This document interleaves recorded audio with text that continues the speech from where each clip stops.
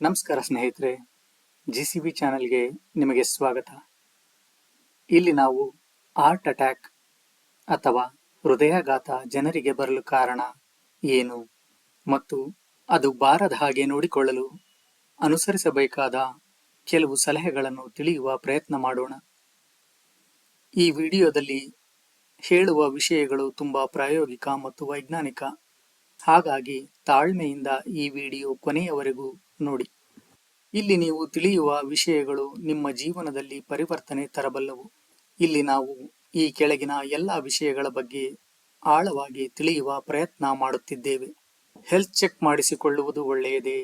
ಈಗಿನ ಆಹಾರ, ಹಣ್ಣು, ತರಕಾರಿ, ಮಾಂಸ, ತಟ್ಟೆಯಲ್ಲಿ ಊಟ ಬಿಡಬಾರದು ಎನ್ನುವ ನಂಬಿಕೆ ಒಳ್ಳೆಯದೇ? ನಾನು ಯಾರು ಎಂದು ಜಗತ್ತಿಗೆ ತೋರಿಸಬೇಕು ಎನ್ನುವ ಹಠ, ಸ್ಯಾಲರಿ ಹೆಚ್ಚಳ ಮಾಡಿಕೊಳ್ಳುವ ಆಸೆ ಮತ್ತು ಪ್ರಮೋಷನ್ ಚಿಂತೆ, ಸಾಫ್ಟ್ವೇರ್ನವರು, ಮಂತ್ರಿಗಳು ಮತ್ತು ಮುಖ್ಯಮಂತ್ರಿಗಳಿಗೆ ಹಾರ್ಟ್ ಪ್ರಾಬ್ಲಮ್ ಏಕೆ ಬರುತ್ತವೆ? ಮಕ್ಕಳಲ್ಲಿ ಹಾರ್ಟ್ ಅಟ್ಯಾಕ್ ಜಾಸ್ತಿ ಆಗಲು ಕಾರಣ? ಹೃದಯದ ವೈಜ್ಞಾನಿಕ ಅಧ್ಯಯನ ಮತ್ತು ವಿವರಗಳು. ಯಾವ ಯಾವ ಅಭ್ಯಾಸಗಳು ನಿಮಗೆ ಆರೋಗ್ಯ ಕೊಡಬಲ್ಲವು? ಈ ಎಲ್ಲ ವಿಷಯಗಳ ಬಗ್ಗೆ ಇಲ್ಲಿ ನಾವು ತಿಳಿಯೋಣ. ನಾನು ಈಗಾಗಲೇ ಸಾವನ್ನಪ್ಪಿ ಕೆಲವು ವರ್ಷಗಳು ಆಗಿರಬೇಕಿತ್ತು. ನಾನು ಈಗ ಆರೋಗ್ಯವಾಗಿ, ಜೀವಂತವಾಗಿ, ಯಾವುದೇ ಗುಳಿಗೆ ತೆಗೆದುಕೊಳ್ಳದೆ ಬದುಕಿರಲು ಕಾರಣ ಏನು ಎಂದು ಈ ವಿಡಿಯೋ ಕೊನೆಯಲ್ಲಿ ತಿಳಿಯಲಿದ್ದೀರಿ. ನನ್ನ ದೇಹ ಎಷ್ಟು ಶಿಥಿಲವಾಗಿತ್ತು ಎಂದರೆ ನನಗೆ ಸ್ವಲ್ಪ ಜೋರಾಗಿ 60 ಅಡಿ ದೂರ ನಡೆದರೆ ಜೀವವೇ ಹೋಗುವಂತಹ ಆಯಾಸ ಆಗುತ್ತಿತ್ತು. ಧ್ಯಾನಕ್ಕೆ ಕುಳಿತು ಧ್ಯಾನ ಮಾಡಲು ಹೋದರೆ 20 ನಿಮಿಷ ಕೂರಲು ಆಗದೆ ಬಿದ್ದು ಬಿಡುತ್ತಿದ್ದೆ. ಆದರೂ ಹಠ, ಗುಳಿಗೆ ಬೇಡ ಎನ್ನುವ ನನ್ನ ದೃಢ ನಿರ್ಧಾರ ಮಾತ್ರ ಬಿಡಲಿಲ್ಲ. ಮರಕ್ಕೆ ಗಾಯ ಆದಾಗ ಯಾರು ಅದಕ್ಕೆ ಬ್ಯಾಂಡೇಜ್ ಕಟ್ಟಲ್ಲ, ಅದೇ ಗುಣ ಮಾಡಿಕೊಳ್ಳುತ್ತದೆ. ಆ ಶಕ್ತಿಯು ನಮಗೂ ಇದೆ. ನನ್ನ ಅನಾರೋಗ್ಯ ಸಮಸ್ಯೆಗಳಿಗೆ ನಾನೇ ಪರಿಹಾರ ಕಂಡುಕೊಂಡಿದ್ದೇನೆ. ನನಗೆ ಗಂಟಲು, ಕಣ್ಣು, ಕಿವಿ, ಭುಜ, ಶ್ವಾಸಕೋಶ, ಹೃದಯ, ಕರುಳು, ಕಿಡ್ನಿ, ಲಿವರ್, ಚರ್ಮ, ಪ್ರಾಸ್ಟೇಟ್, ಮೂತ್ರಕೋಶ, ಮೊಣಕಾಲು, ಕೀಲು, ಬೆನ್ನು, ಕೈ, ಪಾದ ಹಾಗೂ ಪೈಲ್ಸ್, ಸಯಾಟಿಕಾ, ಉರಿಯೂತ, ಅಲ್ಝಮೈರ್ಸ್, ಪಾರ್ಶ್ವವಾಯು, BP, ಡಯಾಬಿಟಿಸ್, ಹೀಗೆ ರೋಗಿಗೆ ಇರಬೇಕಾದ ಎಲ್ಲ ಲಕ್ಷಣಗಳು ನನಗೆ ಇದ್ದರೂ, ಅನಾರೋಗ್ಯ ಸಮಸ್ಯೆಗಳು ಇದ್ದರೂ ನಾನು ಆಸ್ಪತ್ರೆಗೆ ಹೋಗಿ ಪರೀಕ್ಷೆ ಮಾಡಿಸಿಕೊಂಡರೆ ಆಪರೇಷನ್ ಮತ್ತು ಜೀವನ ಪರ್ಯಂತ ಗುಳಿಗೆ ನುಂಗುವ ಪರಿಸ್ಥಿತಿ ಬರುತ್ತದೆ ಎಂದು ಯಾವ ಪರೀಕ್ಷೆ ಮಾಡಿಸಿಕೊಳ್ಳಲಿಲ್ಲ. ಆದರೆ ಬೇಗ ಸಾಯುವ ಇಚ್ಛೆ ನನಗೆ ಇರಲಿಲ್ಲ. ಹಾಗಾಗಿ ನಾನು ಕೆಲವು ಆರೋಗ್ಯ ಸೂತ್ರ ಪಾಲನೆ ಮಾಡಿ ನನ್ನ ಆರೋಗ್ಯವನ್ನು ನಾನು ಮರಳಿ ಪಡೆದೆ. ಆ ಆರೋಗ್ಯ ಸೂತ್ರಗಳ ಬಗ್ಗೆ ಮುಂದೆ ವಿವರಿಸುತ್ತೇನೆ. ಈ ವಿಡಿಯೋ ಕೊನೆಯವರೆಗೂ ಗಮನ ಕೊಟ್ಟು ಆಲಿಸಿ. ನೀವು ಸಾಧ್ಯವಾದಷ್ಟು ಈ ವಿಡಿಯೋ ಫಾರ್ವರ್ಡ್ ಮಾಡದೆ ತಾಳ್ಮೆಯಿಂದ ನೋಡಿದರೆ ಈ ವಿಡಿಯೋ ನಿಮಗೆ ಇಷ್ಟ ಆಗಲಿ ಬಿಡಲಿ, ನಿಮ್ಮ ಹೃದಯಕ್ಕೆ ಮಾತ್ರ ಅದು ಆರೋಗ್ಯ ಕೊಡುತ್ತದೆ. ನಾನು ಇದನ್ನು ನನ್ನ ವಿಡಿಯೋ ನೋಡಬೇಕು ಎನ್ನುವ ಭಾವನೆಯಿಂದ ಹೇಳುತ್ತಿಲ್ಲ. ನಾನು ನನ್ನ ವಿಡಿಯೋಗಳಿಗೆ ವ್ಯೂಸ್ಗಳು ಹೆಚ್ಚು ಮಾಡಿಕೊಳ್ಳಬೇಕು, ಸಬ್ಸ್ಕ್ರೈಬರ್ ಜಾಸ್ತಿ ಮಾಡಿಕೊಳ್ಳಬೇಕು ಎಂದು ಹಠಕ್ಕೆ ಬಿದ್ದಿದ್ದರೆ ಈಗಾಗಲೇ ನಾನು ಹಾರ್ಟ್ ಅಟ್ಯಾಕ್ ಆಗಿ ಹೋಗಿರುತ್ತಿದ್ದೆ. ನೀವು ಗಮನಿಸಿದರೆ ಹಿಂದೆ ಕೆಲವು ತಿಂಗಳ ಕಾಲ ನಾನು ವಿಡಿಯೋಗಳನ್ನು ಮಾಡಿಲ್ಲ. ಆಗ ನನಗೆ ಸಮಯ ಇತ್ತು, ಆದರೂ ಅತಿಯಾಗಿ ಯಾವುದನ್ನು ಹಚ್ಚಿಕೊಳ್ಳಬಾರದು ಎನ್ನುವ ಉದ್ದೇಶಕ್ಕೆ ನಾನು ವಿಡಿಯೋ ಮಾಡಲಿಲ್ಲ. ದೊಡ್ಡ ವಿಡಿಯೋ ಸಹನೆಯಿಂದ ನೋಡಲು ಹೇಳುವ ಉದ್ದೇಶ, ಅದು ನಿಮ್ಮಲ್ಲಿ ತಾಳುವ ಗುಣ ಬೆಳೆಸುತ್ತದೆ. ಹಾಗಾಗಿ ನಾನು ನಿಮಗೆ ಈ ವಿಡಿಯೋ ಕೊನೆಯವರೆಗೂ ನೋಡಿ ಎಂದು ಹೇಳುತ್ತೇನೆ. ತಾಳಿದವನು ಬಾಳಿಯಾನು ಎನ್ನುವ ಗಾದೆ ಎಷ್ಟು ವೈಜ್ಞಾನಿಕ ಅಲ್ಲವೇ? ಈ ವಿಡಿಯೋ ಅಲ್ಲ, ಬೇರೆ ಯಾವುದೇ ವಿಡಿಯೋ ಆಗಿರಲಿ, 30 ನಿಮಿಷ ಅಥವಾ 60 ನಿಮಿಷದ ವಿಡಿಯೋ ನೀವು ತಾಳ್ಮೆಯಿಂದ ನೋಡಿದರೂ ಅದು ನಿಮ್ಮ ಹೃದಯಕ್ಕೆ ಒಳ್ಳೆಯದು. ನೀವು ನೋಡುವ ಚಿಕ್ಕ ಚಿಕ್ಕ ಶಾರ್ಟ್ಸ್ ವಿಡಿಯೋಗಳು, ಪದೇ ಪದೇ ಸ್ಕ್ರಾಲ್ ಮಾಡಿ ಮೊಬೈಲ್ನಲ್ಲಿ ಅದು ಇದು ನೋಡಲು ನೀವು ಮಾಡುವ ಚಟುವಟಿಕೆಯು ನಿಮ್ಮ ಹೃದಯಕ್ಕೆ ತುಂಬಾ ಒತ್ತಡ ಉಂಟು ಮಾಡುತ್ತವೆ. ಅದು ಹೇಗೆ ಎಂದು ಈ ವಿಡಿಯೋದಲ್ಲಿ ವಿವರಿಸಲಾಗಿದೆ. ಈಗ ನಾವು ಮೊದಲು ಆರಂಭದಲ್ಲಿ ಹೇಳಿದ ವಿಷಯಗಳ ಬಗ್ಗೆ ಒಂದೊಂದೇ ಆಳವಾಗಿ ತಿಳಿಯುವ ಪ್ರಯತ್ನ ಮಾಡೋಣ. ಹೆಲ್ತ್ ಚೆಕ್ ಮಾಡಿಸಿಕೊಳ್ಳುವುದು ಒಳ್ಳೆಯದೇ? ನಾನು ಕೆಲಸ ಮಾಡಿದ ಸಾಫ್ಟ್ವೇರ್ ಕಂಪನಿಗಳಲ್ಲಿ 30,000 ಫ್ರೀ ಹೆಲ್ತ್ ಚೆಕ್ ಮಾಡಿಸಿಕೊಳ್ಳುವ ಅವಕಾಶ ನನಗೆ ಇತ್ತು. ಆದರೆ ಒಂದೇ ಒಂದು ಬಾರಿಯೂ ನಾನು ಹೆಲ್ತ್ ಚೆಕ್ ಮಾಡಿಸಿಕೊಳ್ಳಲಿಲ್ಲ. HBS, the Helsinki business man study, Finland ದೇಶದಲ್ಲಿ ನಡೆಸಿದ ಹೆಲ್ಕಿನ್ಸನ್ಸ್ ಬಿಸಿನೆಸ್ ಮ್ಯಾನ್ ಸ್ಟಡಿ ಅಧ್ಯಯನದ ಪ್ರಕಾರ ಯಾರು ರೆಗ್ಯುಲರ್ ಹೆಲ್ತ್ ಚೆಕ್ ಮಾಡಿಸಿಕೊಳ್ಳುವರೋ ಅವರು ಅಧಿಕ ಅನಾರೋಗ್ಯ ಸಮಸ್ಯೆಯಿಂದ ಕಡಿಮೆ ಕಾಲ ಜೀವಿಸಿದ ಹಾಗೆ ರುಜುವಾತಾಗಿದೆ. ಆದರೆ ರೆಗ್ಯುಲರ್ ಆಗಿ ಹೆಲ್ತ್ ಚೆಕ್ ಮಾಡಿಸಿಕೊಳ್ಳದವರು ಮಾತ್ರ ಆರೋಗ್ಯವಾಗಿ ಹೆಚ್ಚು ಕಾಲ ಬದುಕಿದ್ದಾರೆ ಮತ್ತು ಆರೋಗ್ಯಕರವಾಗಿ ಅವರು ಜೀವಿಸಿದ್ದಾರೆ ಎಂದು ಆ ವರದಿ ತಿಳಿಸಿದೆ. ರೆಗ್ಯುಲರ್ ಹೆಲ್ತ್ ಚೆಕ್ ಮಾಡಿಸಿಕೊಳ್ಳುವ ಜನರಲ್ಲಿ ಸಾವಿನ ಪ್ರಮಾಣ 4 ಪಟ್ಟು ಹೆಚ್ಚು ಎಂದು ಆ ಅಧ್ಯಯನದಿಂದ ತಿಳಿದು ಬಂದಿದೆ. ನನಗೆ ಈ ಅಧ್ಯಯನದ ಬಗ್ಗೆ ಆಗ ತಿಳಿದಿರಲಿಲ್ಲ. ಫ್ರೀಯಾಗಿ ಸಿಗುತ್ತೆ ಎಂದು ಹೆಲ್ತ್ ಚೆಕ್ ಮಾಡಿಸಿಕೊಳ್ಳಲು ಹೋಗಲಿಲ್ಲ ಅಷ್ಟೇ. ಅದೇ ನಾನು ಮಾಡಿದ ಒಳ್ಳೆಯ ಕೆಲಸ ಎಂದು ನಾನು ಬಲವಾಗಿ ನಂಬುತ್ತೇನೆ.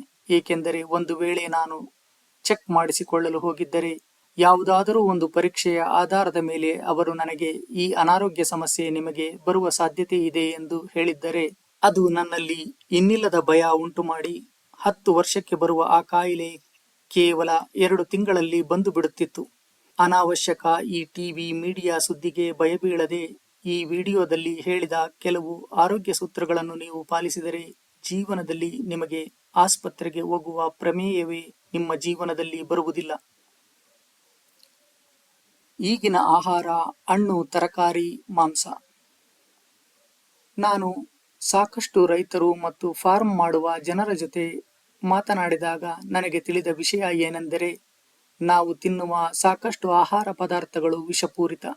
ಇಂಜೆಕ್ಷನ್ ಕೊಟ್ಟು ಬೆಳೆಯುತ್ತಾರೆ. ಹಸುವಿಗೆ ಇಂಜೆಕ್ಷನ್ ಕೊಟ್ಟು ಹಾಲು ಉತ್ಪಾದಿಸುತ್ತಾರೆ. ವಿಪರೀತವಾದ ಕೆಮಿಕಲ್ ಬಳಸಿ ತರಕಾರಿ ಮತ್ತು ಹಣ್ಣು ಬೆಳೆಯುತ್ತಿದ್ದಾರೆ. ಹಣ್ಣುಗಳಿಗೆ, ತರಕಾರಿಗಳಿಗೆ, ಕೋಳಿ, ಕುರಿಗಳಿಗೆ ಎಲ್ಲವಕ್ಕೂ ಇಂಜೆಕ್ಷನ್ಗಳು ಬಂದಿವೆ. ಇಂಜೆಕ್ಷನ್ಗಳನ್ನು ಕೊಟ್ಟರೆ ಅಧಿಕ ಇಳುವರಿ ಬರುತ್ತದೆ ಎಂದು, ಅಧಿಕ ಲಾಭ ಮಾಡಬಹುದು ಎಂದು ಎಲ್ಲರೂ ಅದನ್ನೇ ಅನುಸರಿಸುತ್ತಿದ್ದಾರೆ. ಸಾಕಷ್ಟು ಜನರಿಗೆ ಈ ಪಾಪ ಪ್ರಜ್ಞೆಯೇ ಇಲ್ಲ. ಹೇಗಾದರೂ ಸರಿ ನಾನು ಹಣವನ್ನು ಗಳಿಸಬೇಕು ಎಂದು ಜನರು ಹಠಕ್ಕೆ ಬಿದ್ದ ಮೇಲೆ ಆರೋಗ್ಯವಂತ ಆಹಾರ ಈ ಜಗತ್ತಿನಲ್ಲಿ ಎಲ್ಲಿ ಸಿಗಲು ಸಾಧ್ಯ? ನೀವೇ ಯೋಚಿಸಿ.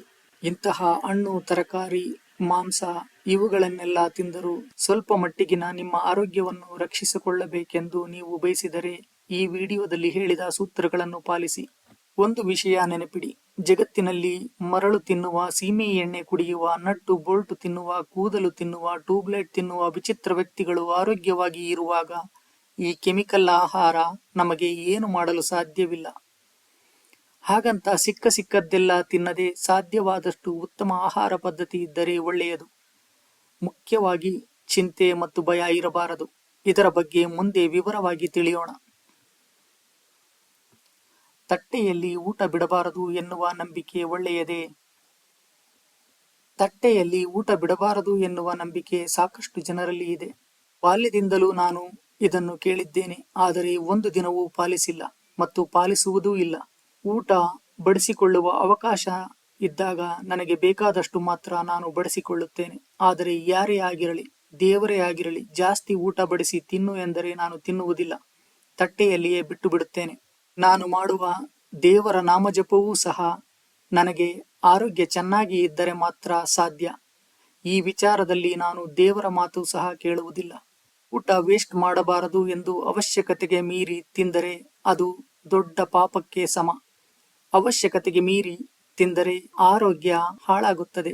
ಆಗ ಆಸ್ಪತ್ರೆ, ಮೆಡಿಸಿನ್ ಎಂದು ನಾವು ಮಾಡುವ ಪ್ರಕೃತಿಯ ಮಾರಣ ಹೋಮ ಅದಕ್ಕಿಂತಲೂ ದೊಡ್ಡದು. ಒಂದು ವೇಳೆ ನಾವು ಊಟ ಬಿಟ್ಟರೂ ಅದನ್ನು ಪ್ರಾಣಿ, ಪಕ್ಷಿಗಳು, ಕ್ರಿಮಿ ಕೀಟಗಳು ತಿನ್ನುತ್ತವೆ. ಈ ಜಗತ್ತಿನಲ್ಲಿ ಯಾವುದೂ ವೇಸ್ಟ್ ಆಗೋಲ್ಲ. ಮನುಷ್ಯನನ್ನು ಹೊರತುಪಡಿಸಿ ಯಾವ ಪ್ರಾಣಿಯೂ ಸಹ ಅವಶ್ಯಕತೆಗೆ ಮೀರಿ ತಿನ್ನೋಲ್ಲ. ಕನಿಷ್ಠ ಪಕ್ಷ ಪ್ರಾಣಿ ಪಕ್ಷಿಗಳಿಗೆ ಇರುವಷ್ಟು ದೈಹಿಕ ಆರೋಗ್ಯದ ಕಾಳಜಿ ಮನುಷ್ಯರಿಗೆ ಇಲ್ಲದೆ ಇರುವುದೇ ಶೋಚನೀಯ. ಎಷ್ಟೋ ಬಾರಿ ಹೋಟೆಲ್ನಲ್ಲಿ ಊಟಕ್ಕೆ ಕುಳಿತು ಕೇವಲ ಒಂದು ತುತ್ತು ತಿಂದು ಅದು ಸರಿಯಿಲ್ಲ ಎಂದು ಬಿಲ್ ಕೊಟ್ಟು ಬಂದಿದ್ದೇನೆ. ಇಷ್ಟವಿಲ್ಲದ ಆಹಾರ ಸೇವನೆ ಮಾಡುವುದು ಮತ್ತು ಅವಶ್ಯಕತೆಗೆ ಮೀರಿ ಆಹಾರ ಸೇವನೆ ಮಾಡುವುದು ನಾವು ನಮ್ಮ ದೇಹಕ್ಕೆ ಮಾಡುವ ದ್ರೋಹ. ಅತಿಯಾದರೆ ಅಮೃತವು ವಿಷವಾಗುವುದು. ಎಚ್ಚರ. ನಾನು ಯಾರು ಎಂದು ಜಗತ್ತಿಗೆ ತೋರಿಸಬೇಕು ಎನ್ನುವ ಹಠ. ಈಗಿನ ಹೃದಯ ರೋಗ ಮತ್ತು ಹಾರ್ಟ್ ಅಟ್ಯಾಕ್ ಬರಲು ಮುಖ್ಯ ಕಾರಣ ಜನರಲ್ಲಿ ಬಂದಿರುವ ನಾನು ಯಾರು ಎಂದು ಜಗತ್ತಿಗೆ ತೋರಿಸಬೇಕು ಎನ್ನುವ ಹಠ. ನೀವು ಯಾರೆಂದು ಯಾರಿಗೂ ತೋರಿಸುವ ಅವಶ್ಯಕತೆ ಇಲ್ಲ. ಈ ಕಾಲಚಕ್ರದಲ್ಲಿ ರಾಜ ಮಹಾರಾಜರು, ಚಕ್ರವರ್ತಿಗಳೇ ಅಡ್ರೆಸ್ ಇಲ್ಲದೆ ಹೋಗಿರುವಾಗ ಯಾರಿಗೆ ತೋರಿಸುತ್ತೀರಿ ಈ ನಿಮ್ಮ ಭೌತಿಕ ಸಾಧನೆ? ಕೆಲವರನ್ನು ನಾನು ನೋಡಿದ್ದೇನೆ. ನಾನು ಯಾರು ಎಂದು ತೋರಿಸಬೇಕು ಎಂದು ಅವರು ಸಾಮರ್ಥ್ಯಕ್ಕೆ ಮೀರಿದ ಮನೆ ಕಟ್ಟುವರು, ಬಿಸಿನೆಸ್ ಮಾಡುವರು. ಇವರು ಯಾರಿಗೆ ತೋರಿಸಬೇಕು ಎಂದು ಅದನ್ನೆಲ್ಲ ಮಾಡುವರು, ಅವರು ಇವರ ಮನೆಯ ಗೃಹ ಪ್ರವೇಶಕ್ಕೆ ಬರುವುದೇ ಇಲ್ಲ. ಈ ತೋರಿಸುವ ಹಠವೇ ಸಾಕಷ್ಟು ಹಾರ್ಟ್ ಅಟ್ಯಾಕ್ಗಳಿಗೆ ಕಾರಣ ಎಂದು ಮುಂದೆ ವೈಜ್ಞಾನಿಕ ವಿವರಗಳ ಸಹಿತ ತಿಳಿಯೋಣ. ಈ ತೋರಿಸುವ ಹೆಸರು ಕೀರ್ತಿ ಮಾಡುವ ಮೂರ್ಖ ಪ್ರಯತ್ನದಿಂದ ಹೊರಬನ್ನಿ. ಇಲ್ಲದೆ ಹೋದರೆ ನೀವು ತೋರಿಸಬೇಕು ಎಂದಿರುವ ವ್ಯಕ್ತಿಗಳೇ ನಿಮ್ಮನ್ನು ಆಸ್ಪತ್ರೆಯ ಐಸಿಯುನಲ್ಲಿ ಮೀಟ್ ಆಗುವ ಸಂದರ್ಭ ಬಂದರೂ ಅದರಲ್ಲಿ ಯಾವ ಆಶ್ಚರ್ಯವಿಲ್ಲ. ಸ್ಯಾಲರಿ ಹೆಚ್ಚಳ ಮಾಡಿಕೊಳ್ಳುವ ಆಸೆ ಮತ್ತು ಪ್ರಮೋಷನ್ ಚಿಂತೆ. ಈ ಕಾರ್ಪೊರೇಟ್ ನಲ್ಲಿ ಕೆಲಸ ಮಾಡುವ ಜನರಿಗೆ ಈಗ ಹೊಸದೊಂದು ಮಾನಸಿಕ ಚಿಂತೆ ಬಂದಿದೆ. ಹಿಂದೆ ಒಬ್ಬರು ಟೀಚರ್ ಆಗಿ ಕೆಲಸಕ್ಕೆ ಸೇರಿದರೆ ಅವರು ಟೀಚರ್ ಆಗಿಯೇ ರಿಟೈರ್ಡ್ ಆಗುತ್ತಿದ್ದರು. ಹಿಂದಿನ ಉದ್ಯೋಗಗಳಲ್ಲಿ 5 ವರ್ಷಕ್ಕೆ ಒಮ್ಮೆ ಸ್ಯಾಲರಿ ಹೆಚ್ಚಳ ಮಾಡುತ್ತಿದ್ದರು. ಆದರೆ ಅವರು ಆರೋಗ್ಯ, ಶಾಂತಿ ಮತ್ತು ನೆಮ್ಮದಿಯ ಜೀವನ ನಡೆಸಿದರು. ಈಗ ಈ ಕಾರ್ಪೊರೇಟ್ ಕಂಪನಿಗಳಲ್ಲಿ ಚೆನ್ನಾಗಿ ಪರ್ಫಾರ್ಮ್ ಮಾಡಿದರೆ 6 ತಿಂಗಳಿಗೆ ಪ್ರಮೋಷನ್ ಮತ್ತು ಸ್ಯಾಲರಿ ಹೆಚ್ಚಳ ಎಂದು ಕಂಪನಿಗಳು ಸಹ ಹೇಳುತ್ತಿವೆ. ಈಗಿನ ಸಾಕಷ್ಟು ಜನ ನಾನು ಸಿಇಒ ಆಗಿ ಬಿಡಬೇಕು ಎಂದು ರೇಸಿಗೆ ಬಿದ್ದು ಹಗಲು ರಾತ್ರಿ ರಜೆ ಪಡೆಯದೆ ಕೆಲಸ ಮಾಡುವರು. ಯಾರು ಈ ಜೀವನದ ಸುಖ ಸಂತೋಷಗಳನ್ನು ಬಲಿಕೊಟ್ಟು ಹಣ, ಅಧಿಕಾರದ ಹಿಂದೆ ಬೀಳುವರೋ ಅವರಿಗೆ ಹಾರ್ಟ್ ಅಟ್ಯಾಕ್ ಬರುವ ಸಾಧ್ಯತೆ ಜಾಸ್ತಿ ಇದೆ. ಯಾವ ದೃಢೀಕರಣಗಳು ನಿಮಗೆ ಈ ವಿಚಾರದಲ್ಲಿ ಸಹಾಯ ಮಾಡಬಲ್ಲವು ಎಂದು ಮುಂದೆ ಹೇಳುತ್ತೇನೆ. ಸಾಫ್ಟ್ವೇರ್ನವರು, ಮಂತ್ರಿಗಳು ಮತ್ತು ಮುಖ್ಯಮಂತ್ರಿಗಳಿಗೆ ಹಾರ್ಟ್ ಪ್ರಾಬ್ಲಮ್ ಏಕೆ ಬರುತ್ತವೆ? ನಾನು ಹಿಂದೆ ಕೆಲಸ ಮಾಡಿದ ಸಾಫ್ಟ್ವೇರ್ ಕಂಪನಿಯಲ್ಲಿ ಕೇವಲ 3.5 ವರ್ಷದಲ್ಲಿ 3 ಜನ ನನ್ನ ಸಹೋದ್ಯೋಗಿಗಳು ಹಾರ್ಟ್ ಅಟ್ಯಾಕ್ನಿಂದ ಮೃತಪಟ್ಟರು. ಅದರಲ್ಲಿ ಒಬ್ಬನ ಸಾವು ನನಗೆ ಆಶ್ಚರ್ಯ ತರಲಿಲ್ಲ. ಆ 3 ಜನರ ವಯಸ್ಸು 28, 34, 37. ಅದೇನು ಸಾಯುವ ವಯಸ್ಸಲ್ಲ. ಆದರೆ ಹೀಗಾಗಲು ಕಾರಣ ಆಗಲೇ ಹೇಳಿದ ಹಾಗೆ ಸ್ಯಾಲರಿ ಹೆಚ್ಚಳ ಮಾಡಿಕೊಳ್ಳುವ ತವಕ, ಪ್ರಮೋಷನ್ ಪಡೆಯುವ ಅತಿಯಾಸೆ ಮತ್ತು ಆಹಾರ ಪದ್ಧತಿ. ಸಮಯದ ದೃಷ್ಟಿಯಿಂದ ಇಲ್ಲಿ ನಾನು ಕೇವಲ 2 ಉದಾಹರಣೆ ಕೊಡಲು ಬಯಸುತ್ತೇನೆ. ಒಂದು, ಹಿಂದೆ ನಾನು ಕೆಲಸ ಮಾಡುವ ಕಂಪನಿಯಲ್ಲಿ ಮಧ್ಯಾಹ್ನದ ಊಟ ಮತ್ತು ಸಂಜೆಯ ಸ್ನ್ಯಾಕ್ಸ್ ಫ್ರೀ ಇತ್ತು. ಅಲ್ಲಿ ಒಂದು ಊಟಕ್ಕೆ ಅವರು ಮಾಡುವ ಖರ್ಚು ಹೊರಗೆ 10 ಒಳ್ಳೆಯ ಊಟ ಮಾಡುವಷ್ಟು ಇತ್ತು. ಅಷ್ಟು ಶ್ರೀಮಂತಿಕೆಯ ಊಟ ಅವರು ನೀಡುತ್ತಿದ್ದರು. ಮೊದಲ 2 ದಿನ ನಾನು ಅಲ್ಲಿ ಊಟ ಮಾಡಿದ ಮೇಲೆ ಮನೆಯಿಂದ ಊಟ ತೆಗೆದುಕೊಂಡು ಹೋಗಲು ಆರಂಭ ಮಾಡಿದೆ. ಆಗ ನನ್ನ ಕೆಲವು ಸಹೋದ್ಯೋಗಿಗಳು ನನಗೆ ಹೀಗೆ ಕೇಳಿದರು, ಇಲ್ಲಿ ತುಂಬಾ ಒಳ್ಳೆಯ ಊಟ ಸಿಗುತ್ತಿರುವಾಗ ನೀನು ಮನೆಯಿಂದ ಏಕೆ ಊಟ ತರುತ್ತೀಯಾ ಎಂದು. ಆ ಆಫೀಸಿನ 6ನೆಯ ಮಹಡಿಯಲ್ಲಿ ನಾವು ಅಂದು ಊಟ ಮಾಡುತ್ತಿದ್ದೆವು. ಪಕ್ಕದಲ್ಲಿ ದೊಡ್ಡ ಗಾಜಿನ ಕಿಟಕಿಯ ಮೂಲಕ ನಾನು ಅವರಿಗೆ ಕೆಳಗೆ ನೋಡಲು ಹೇಳಿದೆ. ಅಲ್ಲಿ ಕಟ್ಟಡದ ಕೂಲಿ ಕಾರ್ಮಿಕರು ಊಟ ಮಾಡುತ್ತಿದ್ದರು. ಅವರ ತಟ್ಟೆಯಲ್ಲಿ ಅನ್ನ, ಕೆಲವು ತರಕಾರಿ ಮತ್ತು ತಿಳಿ ಸಾರು ಇತ್ತು. ಇಲ್ಲಿ ಆಫೀಸ್ನ ಊಟದ ತಟ್ಟೆಯಲ್ಲಿ ಎಲ್ಲ ಎಣ್ಣೆಯಲ್ಲಿ ತೇಲುವ ಶ್ರೀಮಂತ ಆಹಾರ ಪದಾರ್ಥಗಳು, ಅವುಗಳ ಜೊತೆಗೆ ಸ್ವೀಟ್ ಸಹ ಇತ್ತು. ನನ್ನ ಸಹೋದ್ಯೋಗಿಗಳಿಗೆ ಹೇಳಿದೆ, ನಾವು ಎಸಿ ರೂಮ್ನಲ್ಲಿ ಯಾವ ದೈಹಿಕ ಕೆಲಸ ಮಾಡದೆ ತಿನ್ನುವ ಒಂದು ಹೊತ್ತಿನ ಊಟದಲ್ಲಿ ಇರುವ ಎಣ್ಣೆ ಕೆಳಗೆ ಊಟ ಮಾಡುವ ಕೂಲಿ ಕಾರ್ಮಿಕರು 1 ತಿಂಗಳ ಊಟದಲ್ಲಿಯೂ ಸಹ ತಿನ್ನುವುದಿಲ್ಲ. ಅವರು 8 ಗಂಟೆ ದೈಹಿಕ ಶ್ರಮದ ಕೆಲಸ ಮಾಡುತ್ತಾರೆ. ಅವರು ಮಾಡುವ ಆ ಊಟವೇ ಅವರಿಗೆ ಆರೋಗ್ಯ ಕೊಟ್ಟಿದೆ. ನಾವು ಏನೂ ಕೆಲಸ ಮಾಡದೆ ಅಷ್ಟು ಶ್ರೀಮಂತ ಆಹಾರ ಮತ್ತು ಎಣ್ಣೆ ಪದಾರ್ಥ ಸೇವನೆ ಮಾಡಿದರೆ ನಾನು ಹೆಚ್ಚು ಕಾಲ ಬದುಕಲು ಸಾಧ್ಯವಿಲ್ಲ ಎಂದು ತಿಳಿದು ನಾನು ಮನೆಯಿಂದ ಊಟ ತರುತ್ತೇನೆ ಎಂದೆ. 2ನೆಯ ಉದಾಹರಣೆ, ನಾನು ಹಿಂದಿನ ಆಫೀಸ್ನಲ್ಲಿ ಒಂದು ದಿನ ಸ್ಪೆಷಲ್ ಮೈಸೂರು ಪಾಕ್ ತೆಗೆದುಕೊಂಡು ಹೋಗಿದ್ದೆ. ಅಲ್ಲಿ ಎಲ್ಲರೂ ವಿಶೇಷ ದಿನದಲ್ಲಿ ಸಿಹಿ ಹಂಚುವ ವಾಡಿಕೆ ಇತ್ತು. ನನ್ನ ಒಬ್ಬ ಸಹೋದ್ಯೋಗಿ ಮೊದಲು ಬಂದು 1 ಪೀಸ್ ಮೈಸೂರು ಪಾಕ್ ತಿಂದ. ಮತ್ತೆ ನನ್ನ ಡೆಸ್ಕ್ ಬಳಿ ಬಂದು ಮತ್ತೆ 2 ಪೀಸ್ ಮೈಸೂರು ಪಾಕ್ ತಿಂದ. ಮತ್ತೆ ಬಂದ. ನಾನು ಅವನನ್ನು ನೋಡಿದೆ. ಆಗ ಅವನು, ನೀವು ತಂದಿರುವ ಮೈಸೂರು ಪಾಕ್ ತುಂಬಾ ಚೆನ್ನಾಗಿದೆ, ಮತ್ತೆ ತಿನ್ನಲೇ ಎಂದು ಕೇಳಿದ. ಬೇಡ ಎಂದರೆ ಅವನು ತಪ್ಪಾಗಿ ತಿಳಿಯುವನು ಎಂದು ತಿನ್ನಿ ಪರವಾಗಿಲ್ಲ ಎಂದೆ. ಅವನು ಮತ್ತೆ 2 ಮೈಸೂರು ಪಾಕ್ ಪೀಸ್ ತಿಂದ. ನಾನು ಮನೆಗೆ ಹೋಗುವಾಗ ಅವನ ಬಗ್ಗೆ ಯೋಚಿಸಿದೆ. ಅವನಿಗೆ ಸ್ವಲ್ಪವೂ ಆರೋಗ್ಯ ಕಾಳಜಿ ಇಲ್ಲವಲ್ಲ ಎಂದು ಅನ್ನಿಸಿತು. ಅದಾದ ಕೆಲವು ತಿಂಗಳ ನಂತರ ನನಗೆ ಸುದ್ದಿ ತಿಳಿಯಿತು, ಅವನು ಹಾರ್ಟ್ ಅಟ್ಯಾಕ್ನಿಂದ ಮರಣಿಸಿದ ಎಂದು. ಅದು ನನಗೆ ಅಚ್ಚರಿ ತರಲಿಲ್ಲ. ಆದರೆ ಅವನಿಗೆ ಮದುವೆ ಆಗಿತ್ತು, ಒಂದು ಚಿಕ್ಕ ಮಗುವೂ ಇತ್ತು. ಅವರ ಕುಟುಂಬದ ಪರಿಸ್ಥಿತಿ ಊಹಿಸಲು ಸಾಧ್ಯವೇ? ನೀವು ಮೈಸೂರು ಪಾಕ್ ತಿಂದರೆ ಹಾರ್ಟ್ ಅಟ್ಯಾಕ್ ಬರುತ್ತೆ ಎಂದು ತಪ್ಪು ತಿಳಿಯಬೇಡಿ. ನಾನು ಸಾಕಷ್ಟು ಬಾರಿ ತಿಂದಿದ್ದೇನೆ, ಈಗಲೂ ತಿನ್ನುತ್ತೇನೆ, ಇನ್ನು ಸತ್ತಿಲ್ಲ. ಜೀವನದಲ್ಲಿ ಹಬ್ಬಗಳು ವರ್ಷಕ್ಕೆ ಕೆಲವು ಬಾರಿ ಬರುತ್ತವೆ. ದಿನವೂ ಹಬ್ಬ ಮಾಡಬಾರದು, ತಿಥಿಯು ಬೇಗ ಬರುತ್ತದೆ. ಇದು ಆಹಾರದ ಸಮಸ್ಯೆಯಲ್ಲ. ಸ್ವಲ್ಪವಾದರೂ ಆರೋಗ್ಯ ಕಾಳಜಿ ಇಲ್ಲದೆ ಇರುವ ಈ ಸೋಕಾಲ್ಡ್ ವಿದ್ಯಾವಂತರ ಸಮಸ್ಯೆ. ಏನನ್ನು ತಿನ್ನಬೇಕು, ಎಷ್ಟು ತಿನ್ನಬೇಕು ಎನ್ನುವ ಪ್ರಜ್ಞೆಯೇ ಇಲ್ಲದೆ ತಿನ್ನುತ್ತಿದ್ದಾರೆ. ಈಗ ಮಂತ್ರಿ ಮತ್ತು ಮುಖ್ಯಮಂತ್ರಿಗಳ ವಿಷಯ ತಿಳಿಯೋಣ. ನಮ್ಮ ರಾಜ್ಯದ ಎಲ್ಲಾ ಪಕ್ಷದ ಸಾಕಷ್ಟು ಮಂತ್ರಿ ಮತ್ತು ಮುಖ್ಯಮಂತ್ರಿಗಳು ಹಾರ್ಟ್ ಆಪರೇಷನ್ ಮಾಡಿಸಿಕೊಂಡಿದ್ದಾರೆ. ಅದಕ್ಕೆ ಕಾರಣ ಅವರಲ್ಲಿ ಸಾಕಷ್ಟು ಜನ ಇತಿಮಿತಿ ಇಲ್ಲದ ಆಹಾರ ಸೇವನೆಯ ಅಭ್ಯಾಸ ಇದೆ. ಇದು ನೆನಪಿರಲಿ, ನಾನು 10 ರೂಪಾಯಿ ದೈಹಿಕ ಶ್ರಮದ ಕೆಲಸ ಮಾಡಿದರೆ 10 ರೂಪಾಯಿ ಊಟ ಮಾಡಬೇಕು. ಆದರೆ ಈಗಿನ ಸಾಕಷ್ಟು ಜನರು 10 ರೂಪಾಯಿ ದೈಹಿಕ ಶ್ರಮದ ಕೆಲಸ ಮಾಡುತ್ತಾರೆ, 100 ರೂಪಾಯಿ ಊಟ ಮಾಡುತ್ತಿದ್ದಾರೆ. ಅಷ್ಟೇ ಅಲ್ಲ, ಈ ಸಾಫ್ಟ್ವೇರ್ ಉದ್ಯೋಗಿಗಳು ಮಂತ್ರಿ ಮುಖ್ಯಮಂತ್ರಿಗಳಿಗೆ ಹೃದಯ ಸಮಸ್ಯೆ ಬರಲು ಇನ್ನೂ ಕೆಲವು ಕಾರಣಗಳು ಇವೆ. ಅವನ್ನು ಮುಂದೆ ತಿಳಿಯೋಣ. ಮಕ್ಕಳಲ್ಲಿ ಹಾರ್ಟ್ ಅಟ್ಯಾಕ್ ಜಾಸ್ತಿ ಆಗಲು ಕಾರಣ. ಈ ಹಾಸನದ ವಿದ್ಯಾರ್ಥಿಗಳ ಹಾರ್ಟ್ ಅಟ್ಯಾಕ್ ಸುದ್ದಿ ಬರುವ ಕೆಲವು ತಿಂಗಳ ಹಿಂದೆಯೇ ನಾನು ಶ್ರೀಶೈಲಂಗೆ ಹೋದಾಗ ಅಲ್ಲಿ ದೇವಸ್ಥಾನದ ಸೆಕ್ಯೂರಿಟಿಯವರು ಅವರ ರಾಜ್ಯದಲ್ಲಿ 15-19 ವರ್ಷದ ವಿದ್ಯಾರ್ಥಿಗಳಲ್ಲಿ ಆಗುವ ಹಾರ್ಟ್ ಅಟ್ಯಾಕ್ ಬಗ್ಗೆ ತಿಳಿಸಿದರು. ಇದಕ್ಕೆ ಮುಖ್ಯ ಕಾರಣ ಈಗಿನ ಶಾಲೆಗಳು ಮತ್ತು ಪೋಷಕರು ಎಂದು ಹೇಳಿದರು. ಅದು ತಪ್ಪಾಗಲಾರದು. ಗೆಲ್ಲಬೇಕು ಎನ್ನುವ ನಿಮ್ಮ ಯೋಚನೆಯೇ ನಿಮ್ಮ ಎಲ್ಲಾ ನೋವುಗಳಿಗೆ, ಕಷ್ಟಗಳಿಗೆ, ದುಃಖಗಳಿಗೆ ಕಾರಣವಾಗುತ್ತಿದೆ.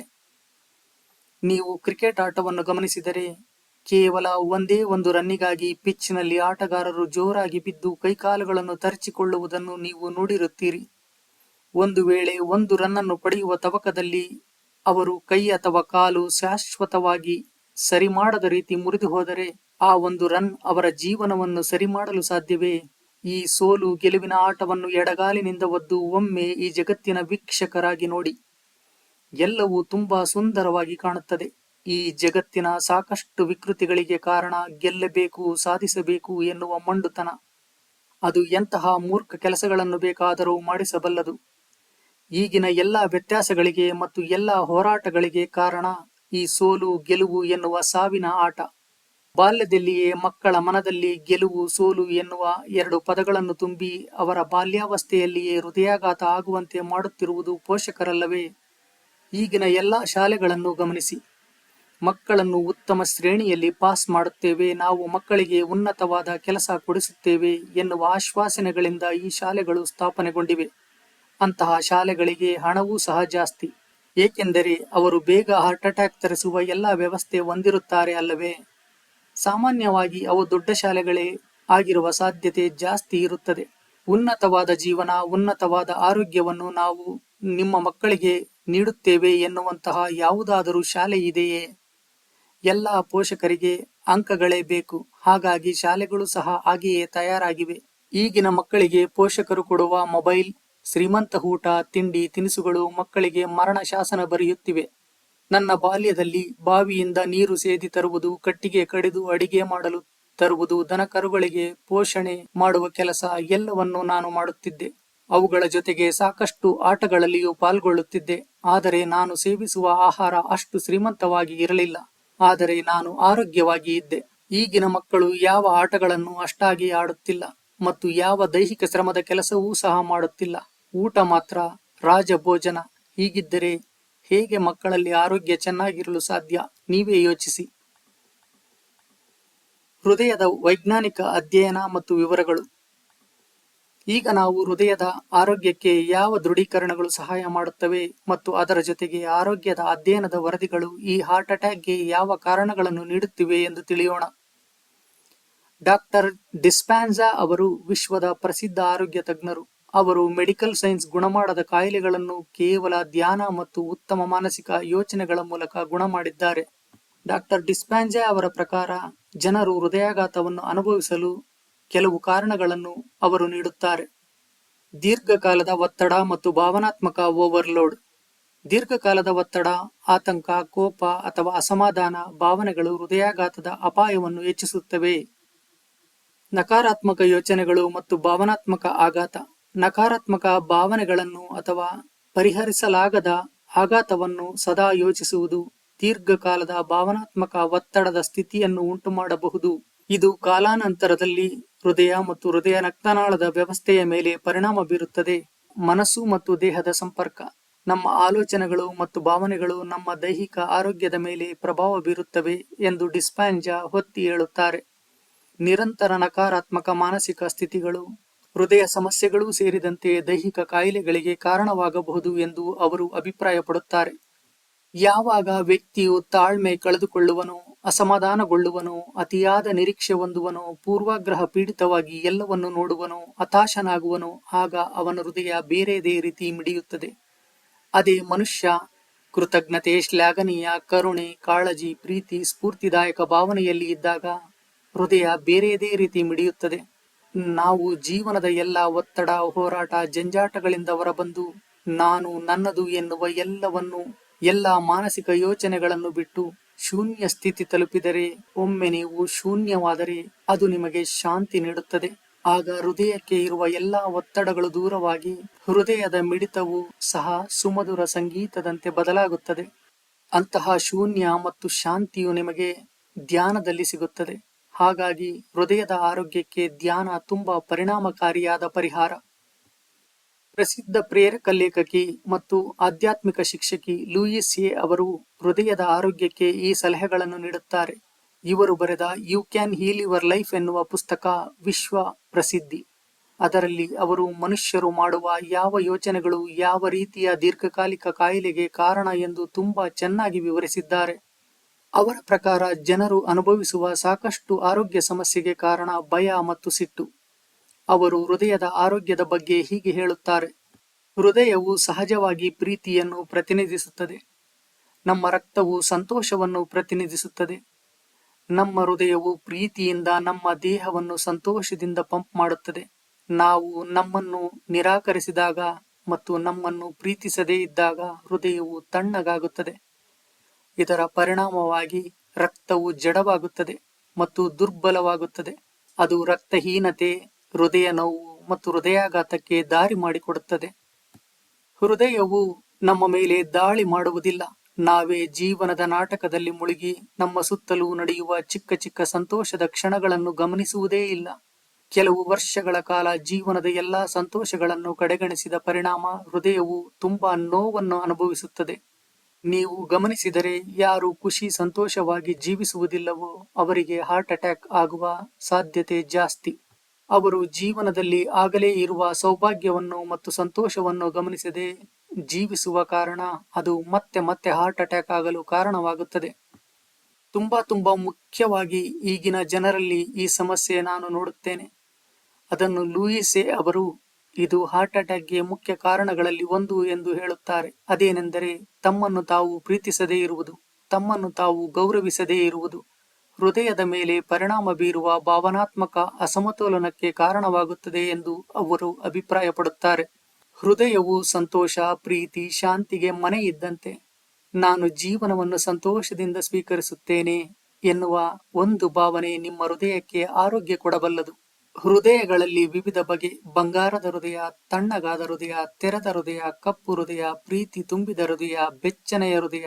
ನಿಮ್ಮದು ಯಾವ ಹೃದಯ? ಲೂಯಿಸ್ ಎ ಅವರು ಹಾರ್ಟ್ ಅಟ್ಯಾಕ್ಗೆ ಕಾರಣ ಮತ್ತು ದೃಢೀಕರಣಗಳನ್ನು ಹೀಗೆ ಹೇಳುತ್ತಾರೆ: ಹಾರ್ಟ್ ಅಟ್ಯಾಕ್ಗೆ ಕಾರಣ ಹೃದಯವು ಪ್ರೀತಿ ಮತ್ತು ಭದ್ರತೆಯ ಕೇಂದ್ರವನ್ನು ಪ್ರತಿನಿಧಿಸುತ್ತದೆ. ವ್ಯಕ್ತಿಯು ಜೀವನದ ಎಲ್ಲ ಸುಖ ಸಂತೋಷವನ್ನು ಕಡೆಗಣಿಸಿ ಹಣ, ಅಧಿಕಾರ ಮತ್ತು ಇತರೆಗಳ ಹಿಂದೆ ಬೀಳುವುದು, ದೀರ್ಘಕಾಲದ ಭಾವನಾತ್ಮಕ ಸಮಸ್ಯೆಗಳು ಮತ್ತು ಸಂತೋಷದ ಕೊರತೆ. ಹೃದಯದ ಆರೋಗ್ಯಕ್ಕೆ ಈ ದೃಢೀಕರಣಗಳು ತುಂಬಾ ಸಹಾಯ ಮಾಡುತ್ತವೆ. ದೃಢೀಕರಣಗಳು: ನನ್ನ ಹೃದಯ ಸಂತೋಷದಿಂದ ತುಂಬಿದೆ. ನಾನು ಎಲ್ಲರಿಗೂ ಪ್ರೀತಿಯನ್ನು ವ್ಯಕ್ತಪಡಿಸುತ್ತೇನೆ. ನನ್ನ ಹೃದಯದಲ್ಲಿ ಪ್ರೀತಿ ಇದೆ. ನನ್ನ ಹೃದಯವು ಬಲಿಷ್ಠವಾಗಿದೆ ಮತ್ತು ಆರೋಗ್ಯವಾಗಿದೆ. ನನ್ನ ಆರೋಗ್ಯಕರ ಹೃದಯಕ್ಕಾಗಿ ನಾನು ಕೃತಜ್ಞನಾಗಿದ್ದೇನೆ. ನನ್ನ ಹೃದಯವು ಜೀವನದ ಲಯದೊಂದಿಗೆ ಬಡಿಯುತ್ತಿದೆ. ನಾನು ಪ್ರೀತಿಯನ್ನು ಮುಕ್ತವಾಗಿ ಮತ್ತು ಬೇಷರತ್ತಾಗಿ ನೀಡಲು ಮತ್ತು ಸ್ವೀಕರಿಸಲು ಮುಕ್ತನಾಗಿದ್ದೇನೆ. ನಾನು ಪ್ರೀತಿ ಮತ್ತು ಸಂತೋಷಕ್ಕೆ ಅರ್ಹನಾಗಿದ್ದೇನೆ. ಈಗ ಕೊನೆಯದಾಗಿ ನಾವು ಯಾವ ಅಭ್ಯಾಸಗಳು ನಿಮಗೆ ಆರೋಗ್ಯ ಕೊಡಬಲ್ಲವು ಎನ್ನುವುದರ ಬಗ್ಗೆ ತಿಳಿಯುವ ಪ್ರಯತ್ನವನ್ನು ಮಾಡೋಣ. ಹಿಂದೆ ಎಲ್ಲರ ಮನೆಯಲ್ಲಿ ಹೃದಯಕ್ಕೆ ಒಳ್ಳೆಯ ವ್ಯಾಯಾಮ ಸಿಗುವ ಎಲ್ಲ ಸಾಧನಗಳು ಇದ್ದವು. ಈಗ ಅವುಗಳನ್ನು ಬಳಸದೇ ಇರುವುದು ಸಾಕಷ್ಟು ಜನರ ಹೃದಯ ಸಮಸ್ಯೆಗಳಿಗೆ ಕಾರಣ. ಆ ವ್ಯಾಯಾಮಗಳು ಯಾವುವೆಂದರೆ ಬೀಸುವ ಕಲ್ಲು ಬಳಸುವುದು, ಪಾತ್ರೆ ತೊಳೆಯುವುದು, ಗುಂಡಿನಲ್ಲಿ ಹಿಟ್ಟನ್ನು ರುಬ್ಬುವುದು, ಬಟ್ಟೆ ಒಗೆಯುವುದು, ನೆಲ ಒರೆಸುವುದು, ಕಸ ಗುಡಿಸುವುದು. ಸಾಕಷ್ಟು ದಿನನಿತ್ಯದ ಕೆಲಸಕ್ಕೆ ಮಷಿನ್ ಬಳಸದೆ ಕೈಯಿಂದ ಯಾರು ಮಾಡುವರೋ ಅವರ ಹೃದಯ ತುಂಬಾ ಶಕ್ತಿವಂತ ಮತ್ತು ಆರೋಗ್ಯವಂತವಾಗಿ ಇರುತ್ತದೆ. ಹಾಗಾಗಿ ಹಿಂದಿನ ಕಾಲದಲ್ಲಿ ಈ ಹಾರ್ಟ್ ಅಟ್ಯಾಕ್ ಎನ್ನುವುದು ಇರಲೇ ಇಲ್ಲ. ನಾನು ಈ ವಿಡಿಯೋ ಆರಂಭದಲ್ಲಿ ಹೇಳಿದ ಹಾಗೆ ನನಗೆ ಇರುವ ಎಲ್ಲ ದೈಹಿಕ ಮಾನಸಿಕ ಆರೋಗ್ಯ ಸಮಸ್ಯೆಗಳಿಗೆ ನಾನು ಧ್ಯಾನದಿಂದಲೇ ಉತ್ತರ ಪಡೆದುಕೊಂಡೆ. ನಿಜ, ನನಗೆ 20 ನಿಮಿಷ ಕುಳಿತು ಧ್ಯಾನ ಮಾಡಲು ಆಗದಷ್ಟು ಶಿಥಿಲವಾಗಿದ್ದ ದೇಹ ಇದ್ದರೂ ಬದುಕಬೇಕು ಎನ್ನುವ ಹಠ ನನ್ನನ್ನು ಕಷ್ಟಪಟ್ಟು ಧ್ಯಾನ ಮಾಡುವ ರೀತಿ ಮಾಡಿತು. ಮೊದಲು 10-20 ನಿಮಿಷ ಧ್ಯಾನ ಮಾಡುತ್ತಾ ನನ್ನಲ್ಲಿ ದೈವಶಕ್ತಿಯು ಜಾಸ್ತಿಯಾಗಿ ಈಗ 2 ಗಂಟೆಗಳ ಕಾಲ ಕದಲದೆ ಧ್ಯಾನ ಮಾಡುವ ಶಕ್ತಿ ನನ್ನಲ್ಲಿ ಇದೆ. ನಾನು ಧ್ಯಾನದಿಂದ ಪಡೆದ ಆರೋಗ್ಯ ಸೂತ್ರಗಳು ಇವು. ನೀವು ಇವನ್ನು ಪಾಲಿಸಿದರೆ ಬರೀ ಹೃದಯ ಮಾತ್ರವಲ್ಲ, ನಿಮ್ಮ ಎಲ್ಲ ಮಾನಸಿಕ ಮತ್ತು ದೈಹಿಕ ಅನಾರೋಗ್ಯ ಸಮಸ್ಯೆಯಿಂದ ನೀವು ಹೊರಬರಬಲ್ಲಿರಿ ಎಂದು ನಾನು ದೃಢವಾಗಿ ನಂಬುತ್ತೇನೆ. ಸೂಚನೆ: ಸಾಂಕ್ರಾಮಿಕ ರೋಗ, ಜ್ವರ, ಶೀತ, ಕೆಮ್ಮು, ಇತರೆ ಕಾಲೋಚಿತ ಅನಾರೋಗ್ಯ ನಿವಾರಣೆಗೆ ವೈದ್ಯರ ಸಲಹೆಯ ಮೇರೆಗೆ ಗುಳಿಗೆ ತೆಗೆದುಕೊಳ್ಳಿ. ಆದರೆ ದೀರ್ಘಕಾಲಿಕ ಅನಾರೋಗ್ಯ ಸಮಸ್ಯೆಗೆ ಮೇಲಿನ ಆರೋಗ್ಯ ಸೂತ್ರಗಳು ನಿಮಗೆ ಸಹಾಯ ಮಾಡಬಲ್ಲವು ಎಂದು ನಾನು ದೃಢವಾಗಿ ನಂಬಿದ್ದೇನೆ. ಕಷ್ಟಪಟ್ಟು ನಾವು ದುಡಿದ ಹಣವನ್ನು ಆಸ್ಪತ್ರೆಗೆ ಮತ್ತು ಮೆಡಿಕಲ್ ಸ್ಟೋರಿಗೆ ಖರ್ಚು ಮಾಡುವುದಾದರೆ ನಾವು ಯಾಕೆ ದುಡಿಯಬೇಕು? ನೀವು ದಿನದಲ್ಲಿ ಕೇವಲ 2 ಗಂಟೆ ನಿಮ್ಮ ಸಮಯ ಇಲ್ಲಿ ಹೇಳುವ ಆರೋಗ್ಯ ಸೂತ್ರ ಪಾಲನೆಗೆ ಕೊಟ್ಟರೆ ಮುಂದೆ ಲಕ್ಷಗಟ್ಟಲೆ ಆಸ್ಪತ್ರೆಗೆ ಖರ್ಚು ಮಾಡುವ ಹಣ ನಿಮ್ಮಲ್ಲಿಯೇ ಉಳಿಯುತ್ತದೆ. ಇದು ಬರೀ ಹಣದ ಪ್ರಶ್ನೆಯಲ್ಲ. ಅನಾರೋಗ್ಯದಿಂದ ನೀವು ಅನುಭವಿಸುವ ನೋವು, ನರಳಾಟ ಸಹ ಇರುವುದಿಲ್ಲ. ನೀವೇ ಯೋಚಿಸಿ. ಇಲ್ಲಿವೆ ನಾನು ಧ್ಯಾನ ಮತ್ತು ದೇವರ ನಾಮ ಜಪ ಮಾಡಿ ಪಡೆದ ಆರೋಗ್ಯ ಸೂತ್ರಗಳು. ದೇವರ ನಾಮ ಜಪ ಮತ್ತು ಧ್ಯಾನ ನನಗೆ ಸೂಚಿಸಿದ ಪರಿಹಾರವೇ ಈ 7 ಅಭ್ಯಾಸಗಳು. 1. ದಿನವೂ 1 ಗಂಟೆ ಮಣ್ಣಿನ ನೆಲದ ಮೇಲೆ ಬರಿಗಾಲಿನಲ್ಲಿ ವಾಕ್ ಮಾಡುವುದು. ಆರಂಭದಲ್ಲಿ ಅರ್ಧ ಗಂಟೆ ಅಥವಾ 10 ನಿಮಿಷ ವಾಕ್ ಮಾಡಿ. 2. ದಿನವೂ 1 ಗಂಟೆ ಸೂರ್ಯನ ಬಿಸಿಲಿಗೆ ಮೈಯೊಡ್ಡುವುದು. ಆರಂಭದಲ್ಲಿ ಅರ್ಧ ಗಂಟೆ ಮಾಡಿ. ಸೂಚನೆ: ಇತ್ತೀಚಿನ ವೈದ್ಯಕೀಯ ಅಧ್ಯಯನಗಳ ಪ್ರಕಾರ ಮಧ್ಯಾಹ್ನದ ಬಿಸಿಲು ತುಂಬಾ ಒಳ್ಳೆಯದು. ಅಷ್ಟೇ ಅಲ್ಲ, ಅರ್ಧ ಗಂಟೆಯ ಮಧ್ಯಾಹ್ನದ ಬಿಸಿಲು ಬೆಳಿಗ್ಗೆ ಅಥವಾ ಸಂಜೆಯ 1 ಗಂಟೆಯ ಬಿಸಿಲಿಗೆ ಸಮ. 3. ಆಗಾಗ ಮಣ್ಣನ್ನು ಮೈಗೆ ಹಚ್ಚಿಕೊಂಡು ಸ್ನಾನ ಮಾಡುವುದು. ಬಿಸಿಲಿಗೆ ಒಣಗಿಸಿ ಕಾಟನ್ ಬಟ್ಟೆಯಲ್ಲಿ ಶೋಧಿಸಿದ ನುಣುಪಾದ ಕೆಮಿಕಲ್ ಇಲ್ಲದ ಶುದ್ಧ ಮಣ್ಣನ್ನು ಇದಕ್ಕೆ ಬಳಸಿ. ಮಣ್ಣನ್ನು ಮೈಗೆ ಹಚ್ಚಿಕೊಂಡು ಸ್ನಾನ ಮಾಡಿದ ದಿನ ನೀವು ಸೋಪನ್ನು ಬಳಸಬೇಡಿ. 4. ದಿನವೂ ತಪ್ಪದೆ ಧ್ಯಾನ ಮಾಡುವುದು. ಧ್ಯಾನ ಆರೋಗ್ಯಕ್ಕೆ ರಾಮಬಾಣ. ಹೃದಯದ ಸಮಸ್ಯೆಗೆ ಅನಾಹತ ಚಕ್ರದ ಧ್ಯಾನ ತುಂಬಾ ಸಹಾಯಕ. ಆ ಧ್ಯಾನದ ಲಿಂಕ್ ಅನ್ನು ಈ ವಿಡಿಯೋ ಡಿಸ್ಕ್ರಿಪ್ಷನ್ ಅಲ್ಲಿ ಕೊಟ್ಟಿರುತ್ತೇನೆ. ಅದರ ಜೊತೆಗೆ ಕೆಲವು ಆರೋಗ್ಯಕ್ಕೆ ಸಂಬಂಧಿಸಿದ ನನ್ನ ವಿಡಿಯೋಗಳ ಲಿಂಕುಗಳನ್ನು ಸಹ ಅಲ್ಲಿ ಕೊಟ್ಟಿರುತ್ತೇನೆ. ಅವುಗಳನ್ನು ನೋಡಿ. 5. ಸೂರ್ಯ ನಮಸ್ಕಾರ, ಅದರ ಜೊತೆಗೆ ಕೆಲವು ಯೋಗಾಸನಗಳ ಅಭ್ಯಾಸ. ಯಾವ ಯೋಗಾಸನ ಅಭ್ಯಾಸ ನಿಮಗೆ ಸಾಧ್ಯವೋ ಅವನ್ನು ಮಾತ್ರ ಅಭ್ಯಾಸ ಮಾಡಿ. 6. ಇದನ್ನು ಮನದಲ್ಲಿ ಆಗಾಗ ಹೇಳಿಕೊಳ್ಳುವುದು. ನಾನು ಆರೋಗ್ಯವಾಗಿ ಇದ್ದೇನೆ, ನನಗೆ ಆ ದೇವರ ಆಶೀರ್ವಾದ ಇದೆ. 7. ಸಾಧಿಸಬೇಕು, ಹೆಸರು ಮಾಡಬೇಕು ಎನ್ನುವ ಹಠ, ಹೋರಾಟದ ಮನಸ್ಥಿತಿಯಿಂದ ಹೊರಬಂದು ಹೇಗಿರುವ ಜೀವನವನ್ನು ಹಾಗೆಯೇ ಸ್ವೀಕಾರ ಮಾಡುವುದು. ಕೊನೆಯದಾಗಿ ಸ್ನೇಹಿತರೆ, ಯಾರು ಜೀವನದ ಎಲ್ಲಾ ಪ್ರೀತಿ, ಸುಖ, ಸಂತೋಷವನ್ನು ಬಲಿಕೊಟ್ಟು ಕೇವಲ ಹಣ ಮತ್ತು ಅಧಿಕಾರದ ಹಿಂದೆ ಬೀಳುವರೋ ಅವರಿಗೆ ಹಾರ್ಟ್ ಅಟ್ಯಾಕ್ ಆಗುವ ಸಾಧ್ಯತೆ ಜಾಸ್ತಿ. ಅಪರೂಪದ ಈ ಮನುಷ್ಯ ಜನ್ಮವನ್ನು ಆನಂದವಾಗಿ ಜೀವಿಸಿ. ನಮ್ಮ ದೇಶದಲ್ಲಿ ಯಾರಿಗೂ ಊಟಕ್ಕೆ ಇಲ್ಲದಷ್ಟು ಬಡತನ ಇಲ್ಲ. ಆದರೆ ತೋರಿಕೆಗೆ, ಅಹಂಕಾರಕ್ಕೆ ಎಷ್ಟೇ ಹಣ ಇದ್ದರೂ ಸಾಕಾಗುತ್ತಿಲ್ಲ. ತೋರಿಕೆಯನ್ನು ಬಿಟ್ಟರೆ ಈ ಕ್ಷಣವೇ ನೀವು ಶ್ರೀಮಂತ ವ್ಯಕ್ತಿ. ಹೃದಯವು ಪ್ರೀತಿ, ಆನಂದದ ನಿಲಯ. ಯಾವಾಗ ಜನರು ಜೀವನದಲ್ಲಿ ಇರುವ ಆನಂದ, ಸಂತೋಷ, ಪ್ರೀತಿ ಎಲ್ಲವನ್ನು ತ್ಯಜಿಸಿ ಹಣ, ಅಧಿಕಾರದ ಹಿಂದೆ ಬೀಳುವರೋ ಆಗ ಹೃದಯವು ತನ್ನ ಶಕ್ತಿಯನ್ನು ಕಳೆದುಕೊಳ್ಳುತ್ತದೆ. ಹೃದಯವು ಆರೋಗ್ಯವಾಗಿ ಇರಬೇಕೆಂದರೆ ಶಾಂತವಾಗಿ ಜೀವಿಸುವುದನ್ನು ಅಭ್ಯಾಸ ಮಾಡಿಕೊಳ್ಳಿ ಎಂದು ಹೇಳುತ್ತಾ ಈ ವಿಡಿಯೋ ಮುಗಿಸುತ್ತಿದ್ದೇನೆ. ಧನ್ಯವಾದಗಳು ಸ್ನೇಹಿತರೆ. ಇಂತಿ ನಿಮ್ಮ GCV.